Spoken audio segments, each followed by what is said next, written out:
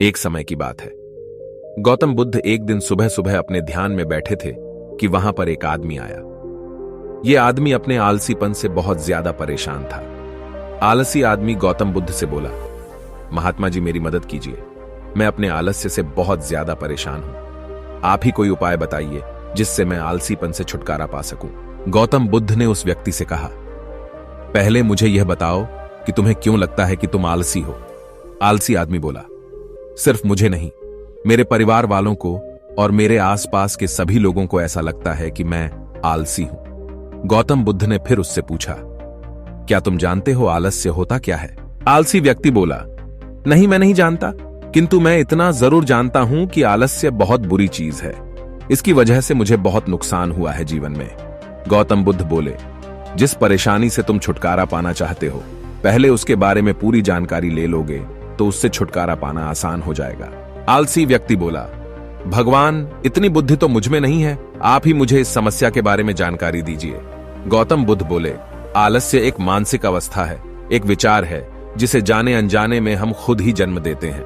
आलस्य दो मूलभूत कारणों की वजह से ही जन्म लेता है, एक है शारीरिक और दूसरा मानसिक। शारीरिक कारणों में पहला कारण है गलत तरह का भोजन।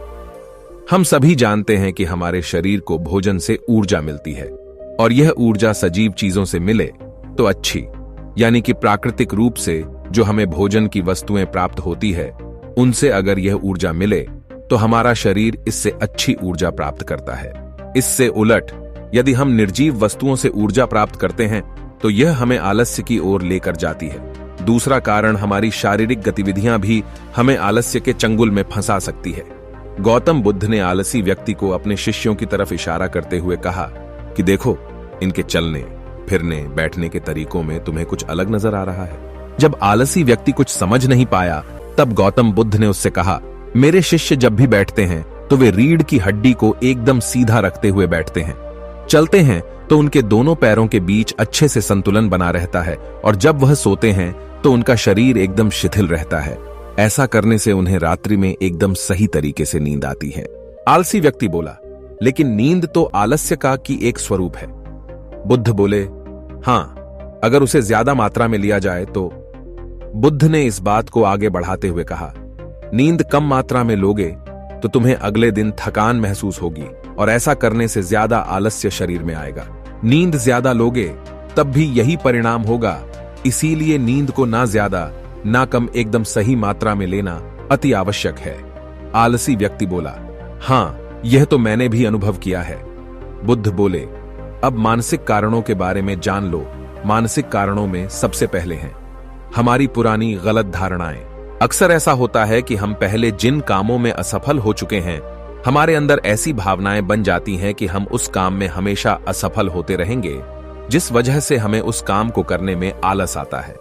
ऐसी धारणाओं से छुटकारा पाने का एकमात्र उपाय यह है कि हमें अपने मन को यह समझाना चाहिए कि पिछली बार हम जब उस काम में असफल हुए थे तो हम उसके बारे में जितना जानते थे, अब हम उस काम के बारे में उससे ज्यादा जानते हैं, क्योंकि असफल होने के बाद हम उससे काफी कुछ सीखे भी है। बुद्ध बोले, दूसरा कारण है आलसी और कामचोर लोगों की संगत। कई बार ऐसा होता है कि हम आलसी नहीं होते, मगर जिनके साथ हम रहते हैं हम उन जैसे बनने लगते हैं। इससे छुटकारा पाने का उपाय बहुत सरल है, कामचोर और आलसी व्यक्तियों से दूर रहो। ऐसे व्यक्तियों की संगत में रहो जो अपने काम को बड़ी लगन से करते हैं और तुम्हें कुछ सिखा पाए।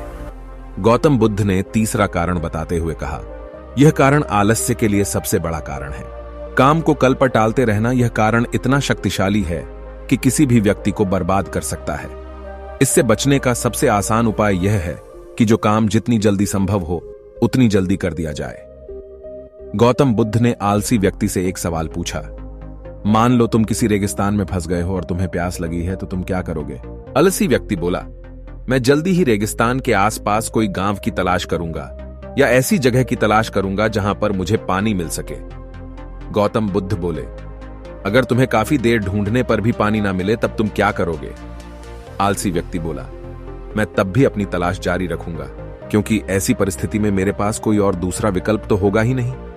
गौतम बुद्ध बोले, बिल्कुल सही, और यही है मानसिक स्तर पर आलस्य का चौथा कारण, किसी भी निश्चित लक्ष्य का ना होना। यह भी आलस की ओर लेकर जाता है। अब सुनो, 5वें कारण के बारे में गौतम बुद्ध बोले, सोचो कि तुम्हारे पास काफी सारे सोने के दागिने हैं जो तुम्हें एक जगह से दूसरी जगह लेकर जाना है। तुम चलते चलते थक जाते हो और किसी पेड़ के नीचे बैठ जाते हो और तभी तुम्हें दूर से तुम्हारी तरफ दौड़कर आ रहे डाकू दिखाई देते हैं। तो क्या तब भी तुम आलस करके वहीं बैठे रहोगे, या ऐसी परिस्थिति में तुम वहां से उठकर दौड़ने लगोगे? आलसी व्यक्ति बोला, जी मुझे वहां से दौड़ना ही पड़ेगा, नहीं तो मेरी जान और सोने के दागिने दोनों खतरे में पड़ जाएंगे। बुद्ध बोले, यानी कि तुम्हारे पास एक ठोस वजह होगी दौड़ने के लिए। यही है आलस्य का 5वां कारण, किसी भी काम के लिए ठोस वजह का ना होना। आलसी व्यक्ति महात्मा बुद्ध की बातों से संतुष्ट हुआ। वह बोला, महात्मा जी, मैं अब आलस्य के बारे में सब कुछ जान चुका हूं और अब मैं इन सभी कारणों पर काम करूंगा और अपने आलस्य को दूर भगा दूंगा। दोस्तों, आशा करता हूं गौतम बुद्ध और आलसी व्यक्ति की कहानी आपको अच्छी लगी होगी और इसे पढ़ने के बाद अब आप कभी भी जीवन में आलस नहीं करेंगे।